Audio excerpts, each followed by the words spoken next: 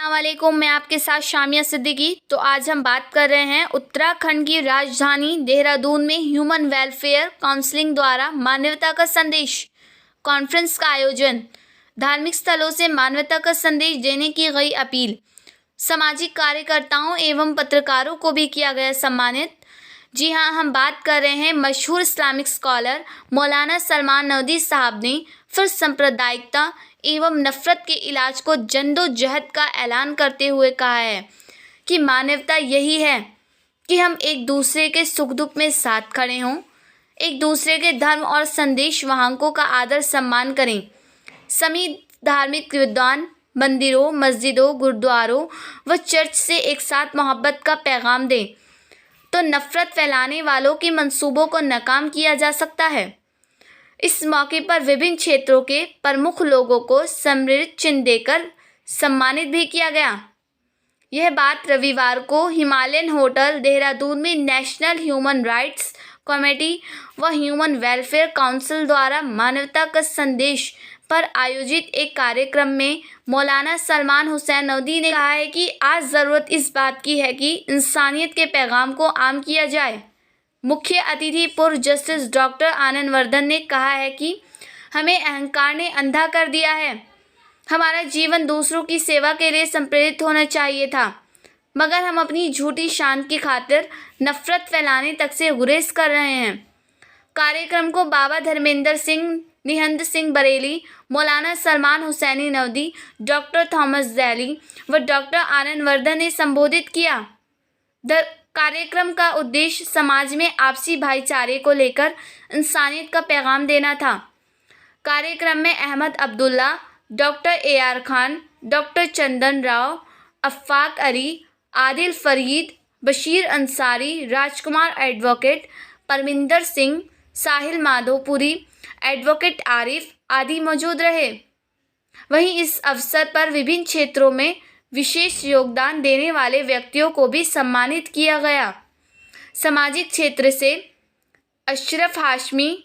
و ایڈوکیٹ کرشن کمار کو retired justice آنند وردھن نے، پترکارتا کے لیے آصف حسین کو مولانا سلمان حسین نودی صاحب نے، ڈاکٹر جمشید عثمانی کو جسٹس آنند وردھن نے اور محمد شہنزار کو پترکارتا کے میدان میں اتکرشٹ کاریہ کرنے پر سمانت کیا گیا۔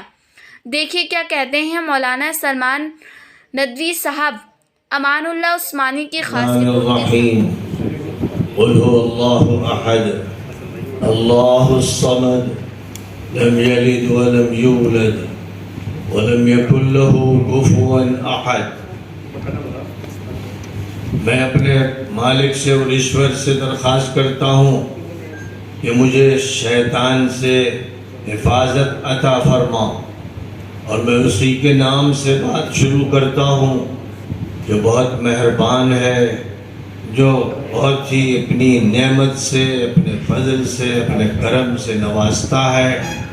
جو ہمیں کھلاتا بھی ہے، پلاتا بھی ہے، بیمار ہوتے ہیں تو شفا عطا فرماتا ہے، جس کا نام رزاق ہے، رزق دینے والا، جس کا نام رحمان ہے، رحمت اور کرم فرمانے والا، فضل فرمانے والا، مہربانی فرمانے والا، جس کا نام رحیم ہے کہ وہ مسلسل اپنی نعمتوں سے نوازتا ہے، اپنا فضل فرماتا ہے۔ اس نے اپنا تعارف کراتے ہوئے یہ بات کہی ہے کہ قل هو اللہ احد، کہو۔ یہ بات ہر انسان سے کہی جا رہی، صرف مسلمان سے نہیں کہی جا رہی، کیونکہ قرآن ہدایت کی اور گائیڈنس کی لاسٹ بک ہے، یہ ہدایت کی آخری کتاب ہے۔ اس کتاب کو مسلمانوں نے اپنے پاس رکھ لیا، وہ اس کو پڑھتے ہیں، یاد کرتے ہیں، اس کے حافظ بنتے ہیں، اس کے مدرسے چلاتے ہیں، اور یہ سمجھتے ہیں کہ یہ ان کی کتاب ہے۔ یہ کتاب خود یہ کہتی ہے کہ یہ سب کی کتاب ہے، ہر انسان کو مخاطب کرتی ہے، ہر انسان کو پیغام دیتی ہے۔ یہ کتاب جیسا کہ خود اسی کتاب میں کہا گیا، شہر رمضان الذی انزل فیہ القرآن ھدی للناس رمضان کے مہینے میں یہ کتاب آسمان سے اتاری گئی، محمد صلی اللہ علیہ وسلم کو عطا کی گئی تاکہ تمام انسانوں کے لیے گائیڈنس فراہم کی جائے۔ یہ کتاب گائیڈ بک ہے۔ جو کریٹر ہے، جس نے ہمارا برین بنایا ہے، ہارٹ بنایا ہے، جس نے ہمارا ہر پارٹ بنایا ہے، وہی جانتا ہے کہ ان کا استعمال کس طرح ہوگا۔ گائیڈ بک کارخانے کی طرف سے دی جاتی ہے ہر اس چیز کے لیے کہ جس کو کارخانہ تیار کرتا ہے، اور پھر اسی گائیڈ بک کی روشنی میں ہمیں اس کا استعمال کرنا ہوتا ہے۔ ایک معمولی سا موبائل ہو، ایک ریڈیو ہو، ایک ٹرانزسٹر ہو، ایک کمپیوٹر ہو، کوئی سی بھی مشین ہو، اس کی گائیڈ بک کے لیے ہم ضرورت مند ہوتے ہیں۔ بغیر گائیڈ بک کے ہم اگر اس کا فنکشن کریں گے، ہو سکتا ہے کہ اس مشین کو توڑ دیں۔ اسی طرح ہم اللہ کے، ایشور کے، لارڈ کے اور گاڈ کے بندے بھی ہیں، اور اس کی کریشن ہے۔ اس نے پیدا کیا ہے،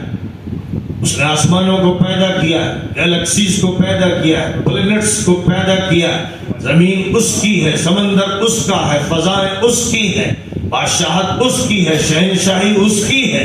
اس کا ہے جو نظام اس پوری کائنات یونیورس میں چل رہا ہے، اور وہ اس نظام کو چلاتا ہے۔ اور اس نے انسان کو جب بنایا تو اس کو گائیڈ بک دی ہے۔ وہ گائیڈ بک ہے جو کبھی اولڈ ٹیسٹمنٹ کی شکل میں، کبھی نیو ٹیسٹمنٹ کی شکل میں، وہ گائیڈ بک کبھی ویدوں کی شکل میں، کبھی گیتا کی شکل میں، کبھی پرانوں کی شکل میں، وہ guide book last guide book قرآن کی شکل میں عطا کی گئی۔ اور ظاہر ہے کہ اس ملک کا جہاں تک تعلق ہے،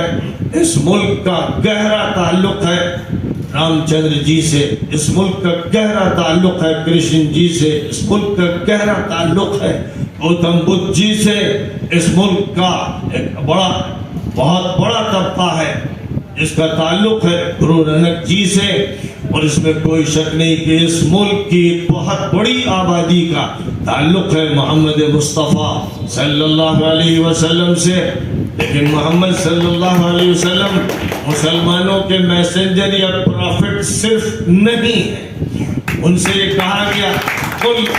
یا ایھا الناس انی رسول اللہ الیکم جمیعا، اے نبی کہہ دیجئے ان سب لوگوں سے کہ اے تمام انسانوں، میں تم سب کے لیے میسنجر ہوں، میں تم سب کے لیے آیا ہوں، میں تم سب کے لیے پیغام لایا ہوں۔ ظاہر ہے کہ یہ مسلمانوں کی بڑی ذاتی ہے، بڑا ظلم ہے، اور بڑی ناہنجاری کی بات ہے کہ انہوں نے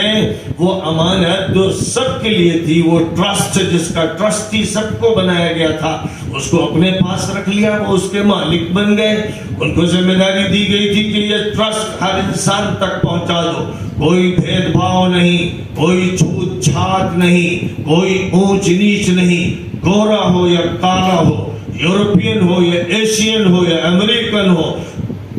دنیا کے کسی بر اعظم کا انسان، کسی ملک کا انسان ہو، سارے انسان انسانیت میں برابر ہے، سارے انسان کریشن ہے اس ایک کریٹر کا۔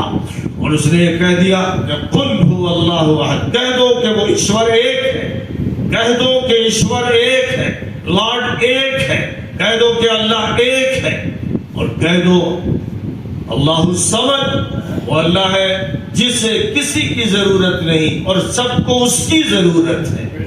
وہ کسی کا حاجت مند نہیں ہے، سب اس کے حاجت مند ہیں۔ وہ کسی کے سامنے ہاتھ نہیں پھیلاتا، ہم سب اس کے سامنے ہاتھ پھیلاتے ہیں، بھیک مانگتے ہیں۔ اے اللہ، اے مالک، اے ایشور، ہمیں راحت عطا فرما، عافیت عطا فرما، صحت ہمیں دے دے، امن دے دے، سلامتی دے دے، ہمیں محبت دے دے، الفت دے دے، ہمارے ملک کو سدھار دے، ہر انسان کو سدھار دے، اور تمام انسانوں کو بھی سدھار دے۔ یہ ہم اس سے مانگتے ہیں، ہم نماز پڑھتے ہیں، اس سے دعا کرتے ہیں، ہم روزہ رکھتے ہیں تو اس سے دعا کرتے ہیں, ہم زکوٰۃ دیتے ہیں, 2.5 روپے فی سینکڑا حق ادا کرتے ہیں تو اسی سے مانگتے ہیں, اسی کا مال جو اس کا دیا ہوا ہے اس کو دیتے ہیں. ہم حج کرنے جاتے ہیں تو ظاہر ہے کہ یاد رکھا جائے کہ وہ مکہ اور مکے کے اندر وہ کعبہ وہ صرف ایک طبقے کا نہیں, پورے انسانیت کا ہے. جب ابراہیم نے جب اس کی تعمیر کی تھی تو اللہ تعالیٰ نے فرمایا انی جاعلک للناس اماما,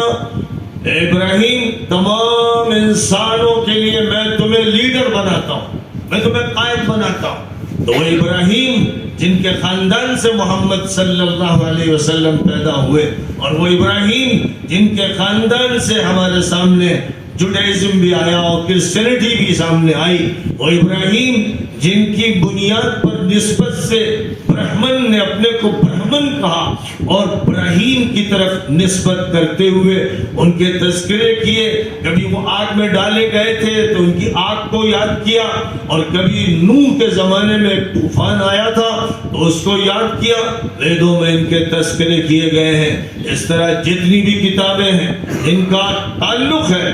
ڈیوائن سسٹم سے, ان کا تعلق ہے آسمان سے, وہ کہیں نہ کہیں سچائی بیان کر کے رہتی ہے. جہاں پر بھی ان میں غلطی ہو گئی ہے وہاں انسان کا ہاتھ لگ گیا ہے, جہاں بھی انسان نے ہاتھ لگا دیا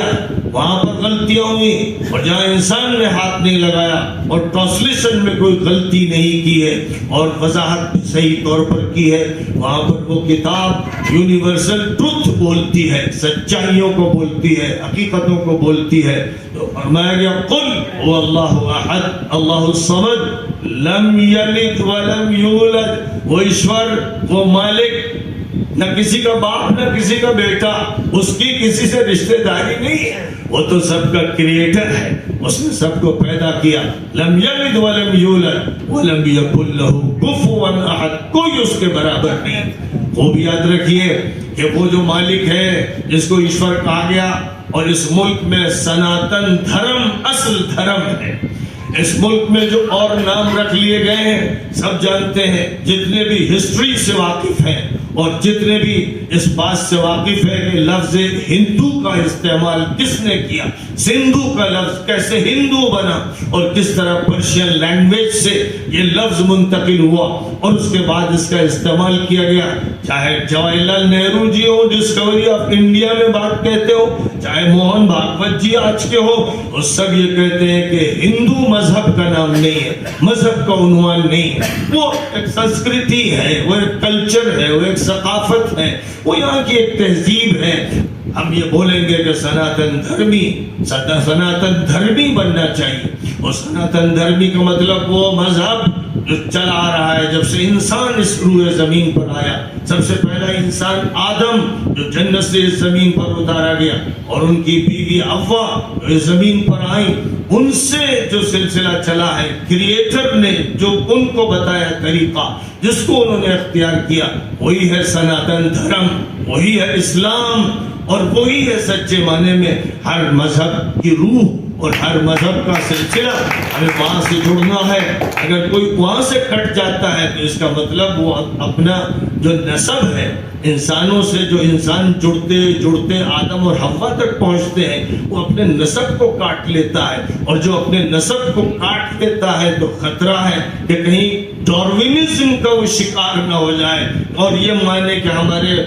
اما ابا تو بندر تھے اور بندریا تھے, اور ان سے ترقی کرتے کرتے آج کا ماڈرن انسان وجود میں آیا. تو ڈاروین ایک بددماغ انسان تھا جس نے صحیح بات نہیں سمجھی. اس کو سمجھنا چاہیے تھا کہ کوئی بندر سے انسان نہیں بنا اور کسی بھی جانور سے انسان نہیں بنا. انسان اس دنیا میں وائسرائے آف دی لارڈ ہے. لارڈ نے, کریٹر نے, گاڈ نے جو اپنا وائسرائے بھیجا ہے, اپنا نمائندہ بھیجا ہے, اسے انسان کہتے ہیں. اور وہ انسان ہے جس کے اندر انس ہے, الفت ہے, محبت ہے, پیار ہے, جس کو ایسا دل دیا گیا, ایسا دل ہے جو دھڑکتا ہے, جس کے اندر محبت کا سمندر ٹھاٹھے مارتا ہے. وہ دماغ دیا ہے جس کے ہر سیل اپنے اندر بے شمار معلومات رکھتا ہے، اور پورے جسم کا نرو سسٹم اس دماغ سے اس طرح جڑا ہوا ہے کہ اس کے آرڈر پر جسم پورا کام کرتا ہے۔ تو وہ مالک جس نے ہمیں یہ دماغ دیا ہے، جس نے ہمیں یہ دل دیا، جس نے ہمیں بچوں کی محبت دی، ماں کی محبت دی، باپ کی محبت دی، اور کتنے ہیں جو کتنوں کے عاشق بن جاتے ہیں اور عشق میں دیوانے ہو جاتے ہیں۔ عشق کرنا ہے تو ایشور سے کرنا چاہیے،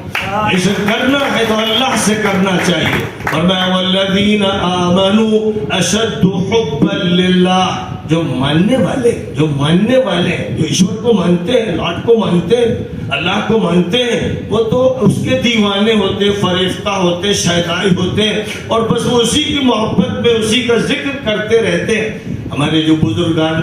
دینی بزرگان آئے، حضرت اجمیری، حضرت نور الدین چشتی، حضرت صابر کلیری، حضرت نظام الدین اولیاء، حضرت بابا فرید الدین گنج شکر، جن سے فائدہ اٹھایا بابا گرو نانک جی نے، اور اس کے بعد سب کی کڑیاں ایک دوسرے سے جڑتی چلی گئیں۔ اس ملک میں انہوں نے جو ڈیوائن یوگا دیا،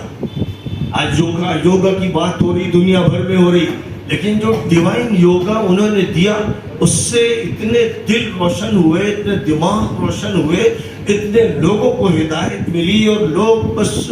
کشاں ان کی طرف کھینچتے چلے گئے۔ وہ جو ڈیوائن یوگا تھا، اس کے بہت سے طریقے بیٹھنے کے بھی ہیں، اور اس کے طریقے کھڑے ہونے کے بھی ہیں، اور اس کے طریقے نماز میں بھی ظاہر ہوتے ہیں اور روزے میں بھی ظاہر ہوتے ہیں، لیکن اس کی جو بنیاد ہے، وہ جس سے اگر آپ اس کو سمجھے، اس کو مانے،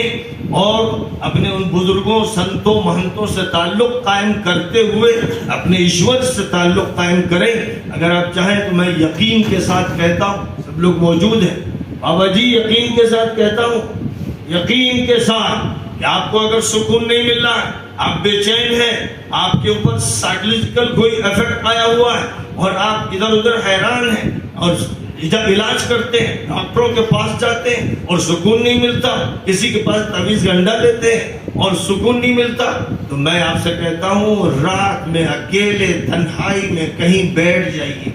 سر جھکا کر دھیان گیان کیجئے ایشور کا، مالک کا، اور اس کے بعد ایک خاص انداز سے کہیے، لا الہ الا اللہ، لا الہ الا اللہ، لا الہ الا اللہ۔ نہیں ہے کوئی نہیں مالک، کوئی نہیں ہے جس سے محبت کی جائے، کوئی نہیں ہے جس نے پیدا کیا، کوئی نہیں جس کے ہاتھ میں حکومت اور اقتدار، کوئی نہیں جس کے ہاتھ میں موت و حیات، سوائے ایشور کے، اللہ کے، لاڈ کے۔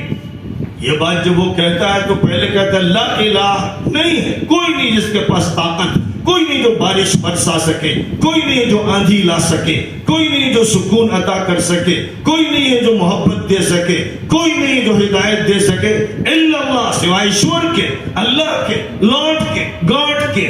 قرآن میں ہے الا بذکر اللہ تطمئن القلوب، اے لوگوں سن لو، اللہ اور ایشور کے ذکر سے دلوں کو اطمینان ملتا ہے، تسلی ملتی ہے۔ اس لیے میرے بزرگوں، ہمیں اپنے مالک سے پہلے جڑنا ہے، اور پھر اس نے جو میسنجر بھیجے، جو پروفٹ بھیجے، ان سے محبت کرنا ہے۔ اور لاسٹ پروفٹ ہم مانتے ہیں کہ محمد صلی اللہ علیہ وسلم ہے، اور اگر تمام لوگوں کو یہ بات سمجھا دی جائے، بتا دی جائے کہ انہوں نے کیسے پاکی سکھائی، صفائی ستھرائی سکھائی، کیسے عبادت سکھائی، کیسے اچھی سوسائٹی میں زندگی گزارنا سکھایا، کیسے اچھی سیاست سکھائی، کیسے خرید فروخت کا اچھا نظام عطا فرمایا، کیسے انہوں نے پولیس کی ذمہ داریاں بتائیں، کیسے انہوں نے فوج کی کارروائیوں کے بارے میں امانت داری سکھائی، صحیح تعلیم عطا فرمائی، کیسے انہوں نے یہ بتایا کہ حکومت کو انصاف کرنا چاہیے، عدل کے ساتھ اس کو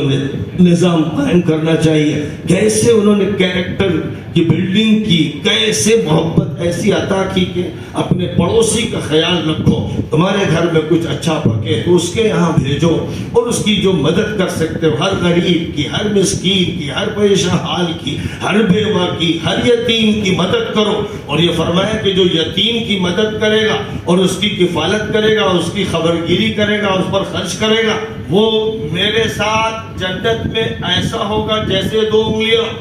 اتنا قریب ہو،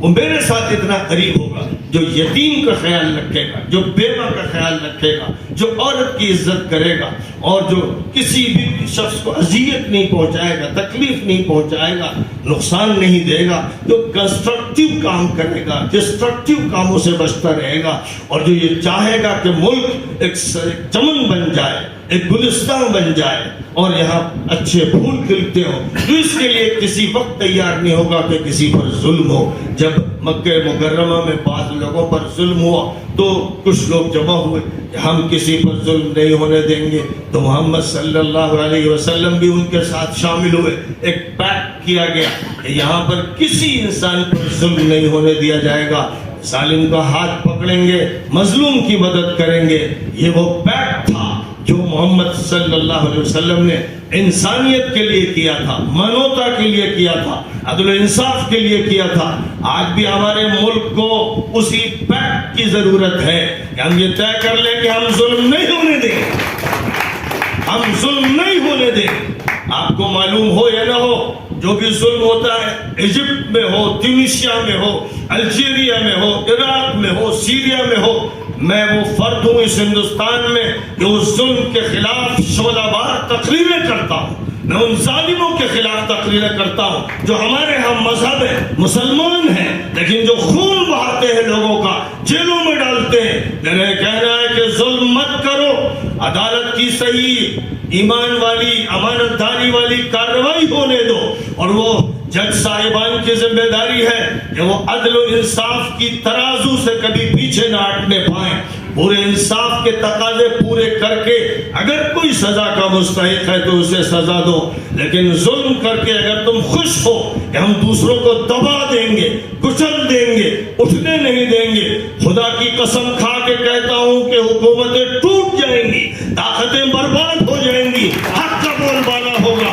انصاف کا بول بالا ہوگا، اور اللہ اور ایشور اور لارڈ اور گاڈ کی بات چلے گی۔ یہ ہے اصل بات جس کو ہمیں یاد رکھنا چاہیے۔ بس انہی چند جملوں پر میں اپنی بات ختم کرتا ہوں، امید کرتا ہوں کہ بات سمجھی جائے گی اور پھر اس مشن کو لے کر ہم آگے بڑھیں گے۔ مسئلہ ہمالین ہوٹل میں ایک پروگرام کر لینے سے نہیں ہوگا، نگر نگم کے ہال میں جو پروگرام روڑکی میں کیا گیا اس سے نہیں ہوگا۔ میں نے کئی مرتبہ سنتوں سے، مہنتوں سے، پنڈتوں سے ملتے ہوئے اور ان کے سامنے بیان کرتے ہوئے یہ کہا کہ میں